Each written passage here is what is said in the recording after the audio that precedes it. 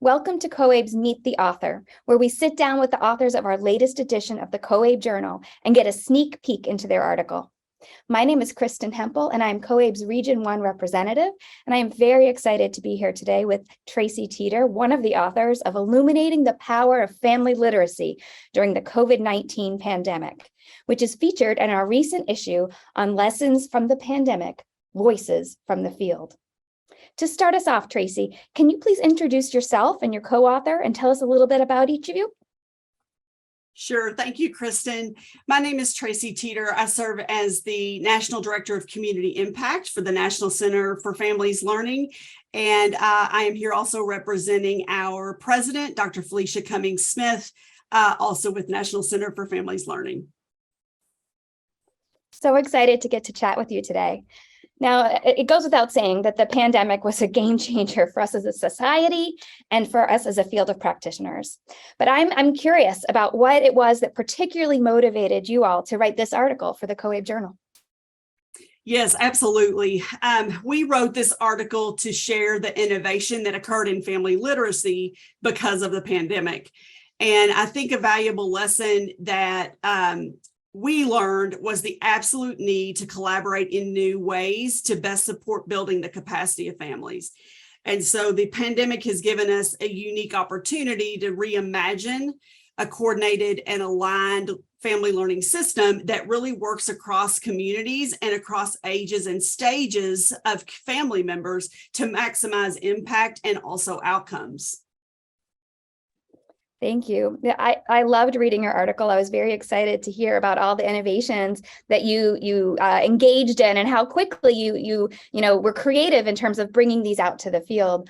But again, I want to hear from you. What do you think that is particularly going to be beneficial to our practitioners when they read this? And what are you thinking will then transfer over to benefit their learners as well?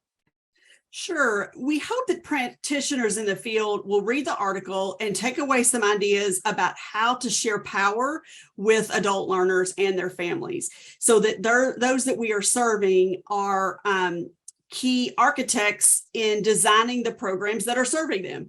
And so when adults experience shared power, they're more invested and the outcomes for families are stronger. We also hope that readers can really think about how to engage more deeply with schools and early childhood centers and community organizations that are serving children to meet the needs of families holistically.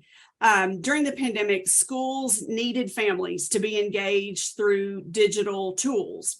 And adult educators work tirelessly every day to build essential literacies. One of those, of course, especially during the pandemic, being digital literacy skills. And so when we establish those deep partnerships between those serving adult learners and those serving children, we can maximize impact for the whole family and also really better address the well-being of the whole family, which we know impacts learning and definitely has impacted learning over the course of the pandemic. I love the term you coined, at least I felt like you'd coined it, the educational first responders. And that's really what it felt like for many of us. And I was excited about your engagement, not only with the voices of the learners, but bringing those different constituencies together, but also the professional development components that you were talking about in terms of practitioners. It's all very exciting. What are you hoping that your readers will take away from this article? So what we would love to see is for folks to walk away with a nugget, a suggestion, or a seed of inspiration that really spurs action towards creating these coordinated systems.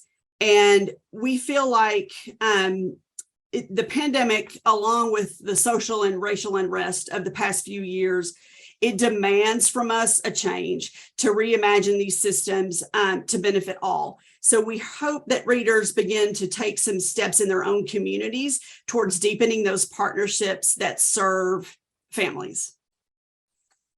Wonderful. I think it's very inspirational to look at how do we take something that was so hard to move through and turn it into a benefit, an opportunity, right? To be better programs, practitioners, et cetera.